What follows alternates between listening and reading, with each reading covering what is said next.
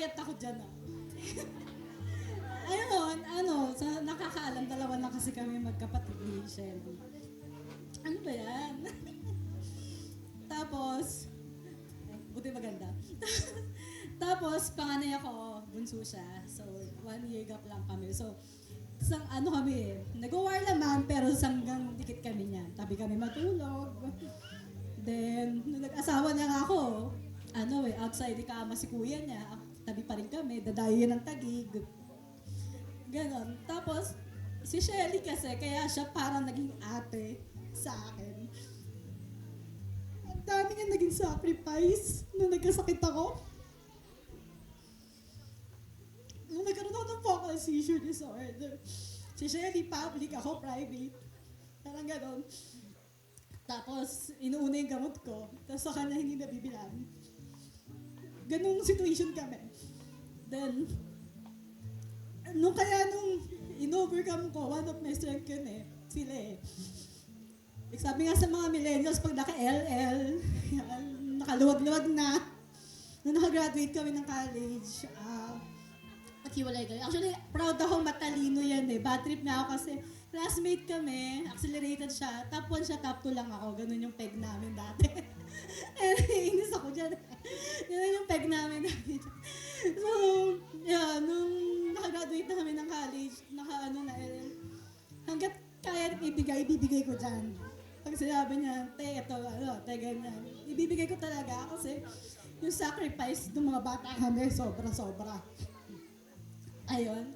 Pag nagagalit yan, tahimik lang yan iikot lang mata niyan, pero hindi yan papataw.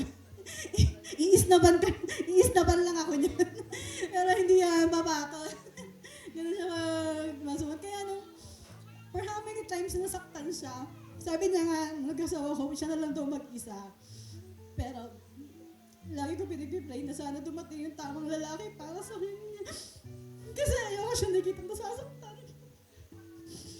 Kaya nung nagpaalam si Jello mag-propose, thank you ako, sabi ko, pasensya na Jello kasi ang sungit-sungit ko. Talagang masakit ako magsalita Pranga kung pranga kasi I want the best for my sister. Hanggat maaari, gusto ko magme-message ako. Chika na, hindi na yung mga away ako sa message na nakakasakit sa kanya. Kasi sabi ko, bakit ganun maganda yung kapatid ko, matalino. Parang lahat nasa kanya mabait naman. Servant ni Lord. Masipag yan sa akin sa church. Pero, tawag ito, bakit hindi pa rin binibigay? Tapos nakita ko siya na-depressed that time. So, ayoko nakita gano'n Kaya sobrang ang saya-saya ko. Actually, hindi ko na nasulat yung message ko talaga Sobrang laking pasalamat ko na dumating yung araw na to kasi masasabi ko hindi ka na nag-iisa. Hindi na kailangan na kami iintindihin mo kasi may iba nang mag-iintindi sa'yo at may iba ka nang iintindihin. Ayan, kay Jello, kahit paglutuan mo yun, kahit mahilig magluto si Jello. Kaya Jello, please alagaan mo yung kapatid ko. Baka makalimutan kong Christian ako pag sinaktan mo yan. Makasugot ako sa imos na wala sa oras. Kaya Jello, thank you for this day. So, sorry kung OA ako. Mahigpit. Kasi sabi ko na nag-propose siya, kampante na ako na may magpapakasal sa kapatid ko. Kasi yun lang ayoko na yung, sila mama kasi maluwag, hindi sila yung sobrang strict, parang, tipong sobrang luwag na ako kasi tumata na tayo. Pero ako kasi hindi, ayoko nang talo yung kapatid ko, gusto ko kampante akong aalagaan yung kapatid ko. Ayun, kaya thank you Jello kasi yung effort nyo para, yung pakasalan yung kapatid ko, sobrang pasalamat ko. Kaya please alagaan mo yung kapatid ko. Ayun, hindi ka na panganay, may ate at kuya ka na. Ayun, may double date na tayo lagi. Out of town na tayo parati. Ayun, I love you both. Maging happy kayo. Sabi ko, God's will na pinagtagpo kayo.